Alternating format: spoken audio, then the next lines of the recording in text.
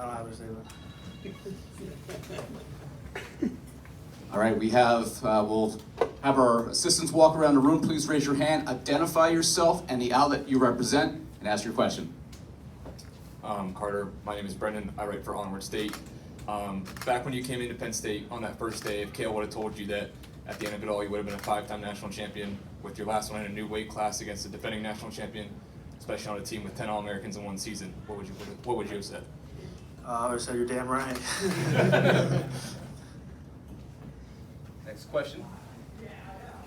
Right side, left side of the room. Clay Sauer with Gettysburg Times. You've spoken in the past about how difficult it can be sometimes stepping on the mat with guys that won't engage with you. Obviously, Parker, a really high-level guy. How much has it helped you kind of grow and improve knowing that you're going to end up facing a guy that can really, really push you?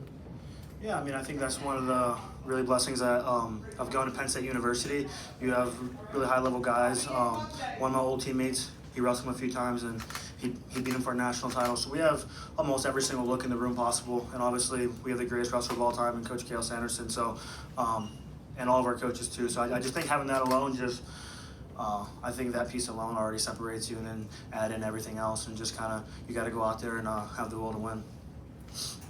Next question, yours. Andy Outer, Lewistown Sentinel. Carter, you've downplayed this moment a lot, said that there are bigger things ahead in your life, but now that the moment's here, could you describe your emotions and what it means to you?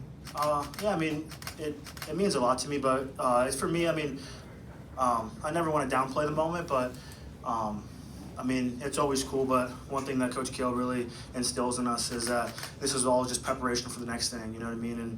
And in God's eyes, I don't think he looks at anyone different if you're national champ or not. I feel like he kind of goes off your character and who you are as a person. So, and all this is just kind of preparation for that. And so, I mean, it's important because obviously I'm here doing it, and I love to do it. But I think it ends at that. You know what I mean? I don't think it's anything more or anything less.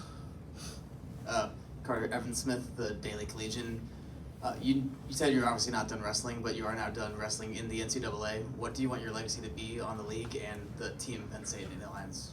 I think just a guy that just always led by example, always showed up, and is no matter the day, if you're hurt, injured, sad, no matter what, always putting your best foot forward. And I think that's just something that I want these younger guys on the team to kind of keep pushing for more and more and more, and just keep that Penn State dynasty going. I'm not sure how much longer these coaches got, but I mean, I know Coach Cale pretty well, so if there's some kind of coaching record or some record out there, you guys figure it out, and I'm sure when he breaks that, he'll be done. So, Carter, Joe Smeltzer, Nittany Sports Now. Congrats on the win. Now that your college career is over, 5 national titles, 3 Big Ten titles, more than 4 years without losing a match, not counting Big Tens last year when you were hurt. Where do you put yourself on that list of all-time greats in the sport? I mean, obviously, as a competitor, when you toe the line, I believe I'm the baddest dude out there.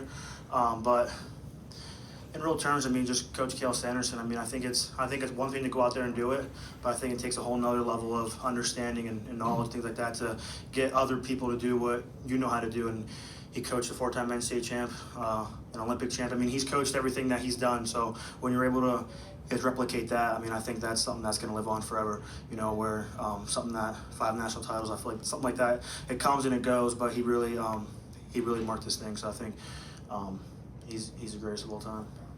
Next question from our front row. Carter, Bob Flounders at Penn Live. Do you have any, now it's over, do you have any plans at all to celebrate? And I'm also just curious, what was Cale Sanderson's maybe message to you during the day, or did he say anything to you afterwards? I think his message was right from the whistle, just let's go out there and get on him and let him know that this match is yours. And I think that's just something that he kind of that's his philosophy. And I think something big for him is kind of go out there having fun. And for me, I've been in this moment so many times. I mean, year after year. So you kind of just have that experience and understand what to do. But honestly, though, I mean, I know it's a 5-time champ, but it's really just another match. You know what I mean? And just like they say, there's the U.S. Open and all types of other stuff. So it's always about the next one. Additional questions for Carter? Back of the room. Tristan Warner with Magazine. Carter, can you talk a little bit about the scoring sequence there? You know, you convert to the double.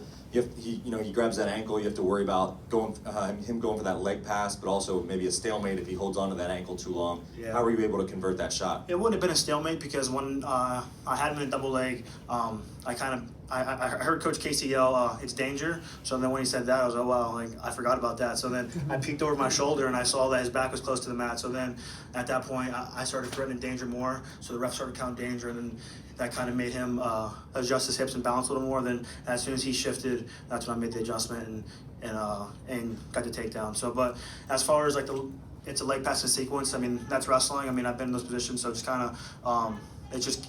I mean, you feel it. I mean, there's no really set answer on what to do because every single time you're out there, every single second, it's always gonna be a little different. And so that's why you practice every single day. You can, it's your intuition kind of takes over, and you kind of just feel those kind of things. Carter, Josh Moyer, Center Daily Times.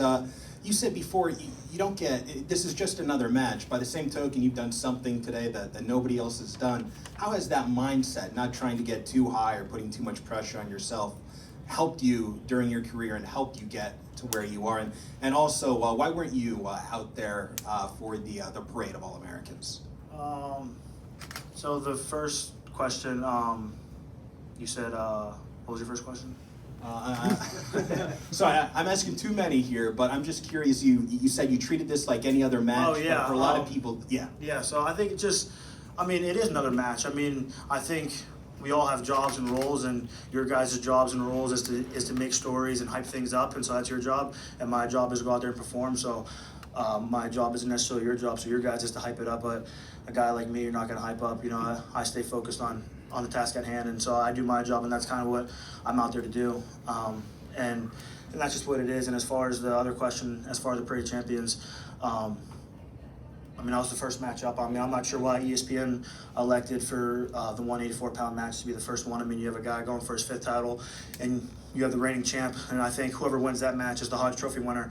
We've been dominant all year, and you put that match first. For whatever reason, ESPN or whatever, but just kind of makes me laugh and giggle just because it's some of the rules that wrestling has in place and things like that. It's just, it's no surprise that on why wrestling isn't it's mainstream. And so that's you guys to figure it out. You guys are the one that can have influence on that. So I think you guys got to look yourself in the mirror and ask yourself questions. Additional questions from the front row here? Eric? This is it. Ask Mike. Hey, Carter, I'm Jason Nard with the Philadelphia Inquirer. You wrestled so much of your life in Pennsylvania. What's it feel like to end it here, you know, end your collegiate career in your home state? Yeah, that's pretty cool. I actually didn't, I really didn't put that together until I think before we came out here, it was someone told me that. I'm from Pennsylvania, obviously go to Penn State and ended it in Pennsylvania. So for me, it's really cool. I mean, having in Philadelphia, I have a lot of family and friends and things like that. So, I mean, it means a lot. I mean, I love Pennsylvania. I've been here my whole life. And so it couldn't mean more. All right, that is Carter Starocci.